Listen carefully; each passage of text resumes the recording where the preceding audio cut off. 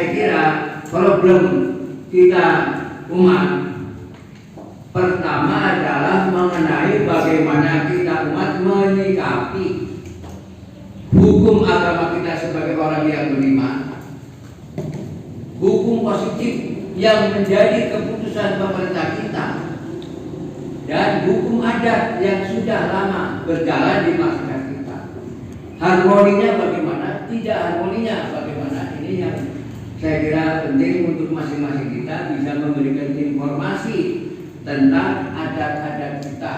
Karena kita terus terang catatannya yang punya adat juga nggak tercatat adatnya. Barangkali para akademisi kita, meskipun kita sudah punya universitas Udayana, tetapi fakultas sastranya, misalnya kajian-kajian budaya dari mahasiswa-mahasiswa Islam kita yang tertarik kepada masalah-masalah umat kita di kampung-kampung tidak begitu banyak. Memang ada yang meneliti misalnya tentang masjid di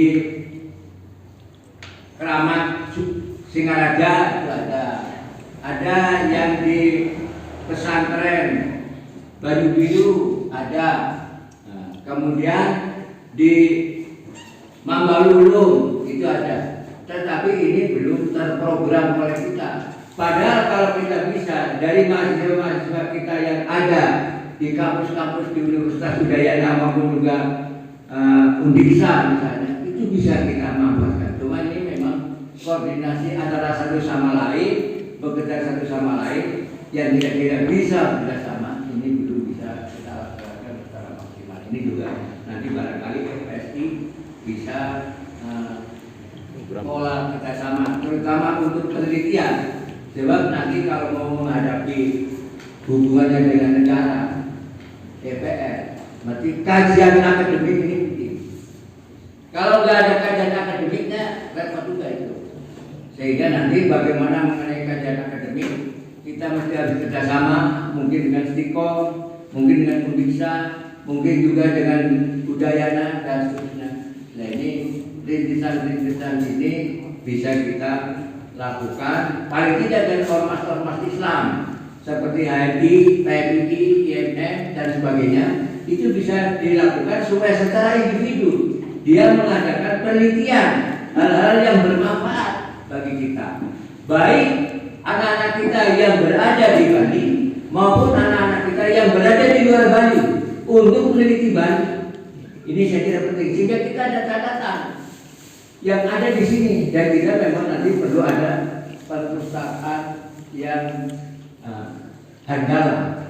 Jadi ini juga perlu kita pikirkan nanti barangkali siapa yang akan melaksanakan soal itu. Kemudian yang selanjutnya adalah masalah-masalah budaya.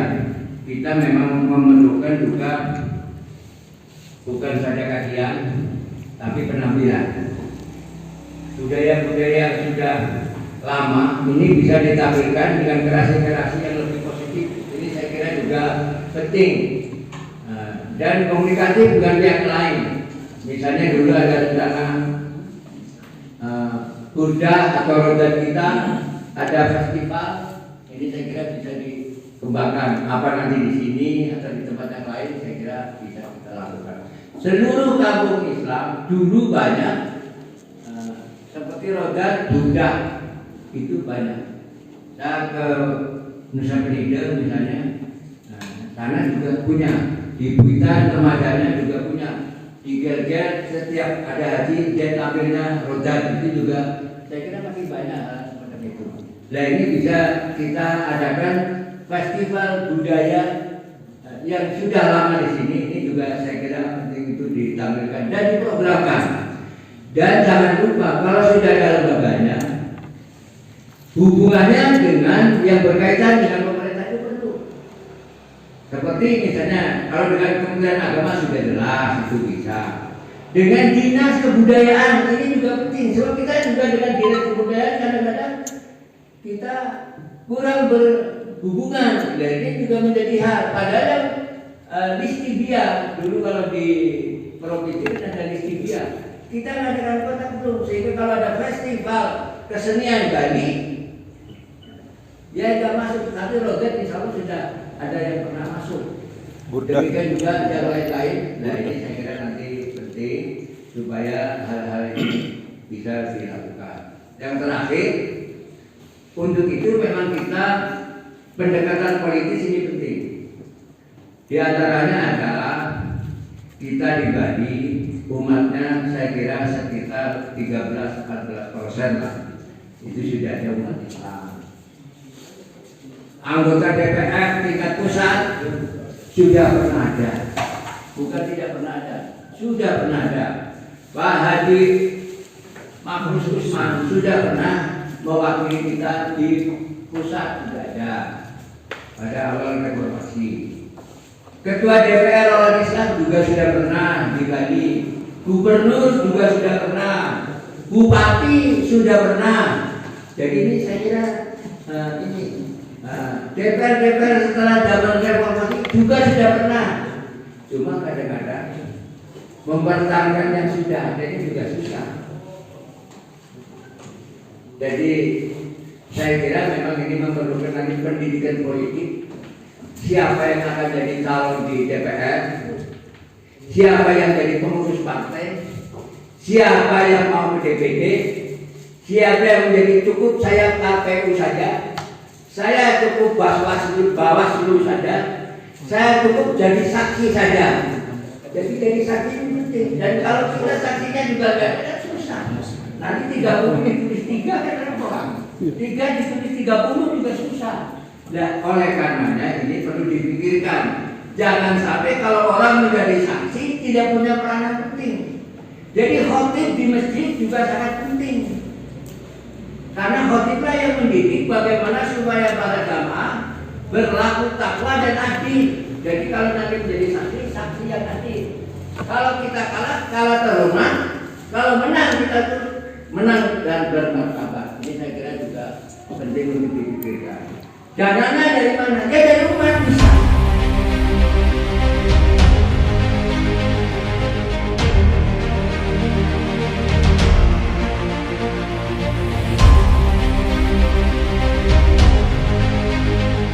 Bahwa ternyata kompleksitas problematika umat ini cukup kompleks. Siapa kalau tidak kita bersama para pejuang kita yang hadir ini kita harus memang seperti apa ya kami sampaikan di program FBS ini, kita bergerak ini bukan berdasarkan biaya, tetapi bagaimana kita bisa bergerak melakukan sesuatu untuk keselamatan.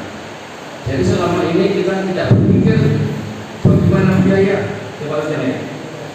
Bagaimana mau jalan, kita tidak pernah. Tetapi kita harus berjalan apa adanya.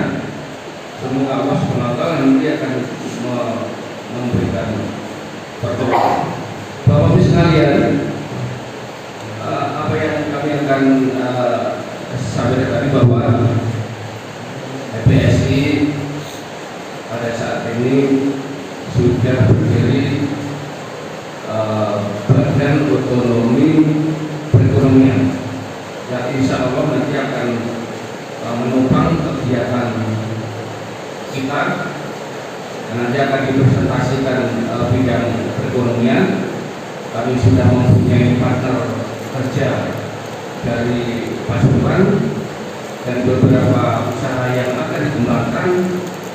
Semoga ini bisa meningkatkan kapasitas perekonomian umat.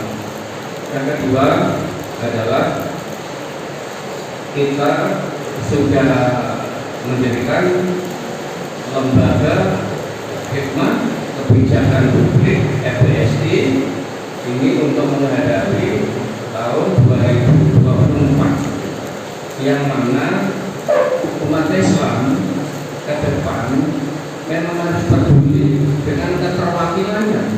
Dengan demikian kami membentuk Bakom LHKP FPSI sehingga itu khusus akan menangani perpolitikan, dan di sanalah akan ada ajang diskusi, bukan di grup besarnya. Kemudian tadi sudah saya sebut Batom Perekonomian dengan ketuanya Pak Latif nanti akan mempresentasikan programnya. Kemudian Badan Otonomi Khusus Perumusan Desa Adat Muslim yang diketuai alhamdulillah oleh Ustadz Syarif dari Sandi Kuringmi, sekaligus akan diperkuat oleh perangkat perjuangan yang di sini yang sudah berpengalaman di bidangnya. Nanti kita bisa diskusikan bersama. Yang terakhir adalah EPSI telah membentuk Badan Otonomi Unit Pengumpul Zakat yang nantinya akan menopang kegiatan EPSI secara keseluruhan. Namun demikian, Batom tadi juga akan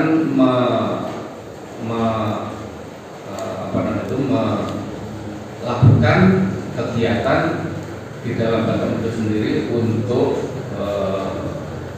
peningkatan kapasitas baik Batom maupun EPSI. Nah, dengan demikian diharapkan nanti keterlanjutan program bisa kita lakukan. Pada dasarnya adalah ada kejutan para struktural dunia, bagaimana itu program ini. Akhirnya memunculkan sebuah upaya agar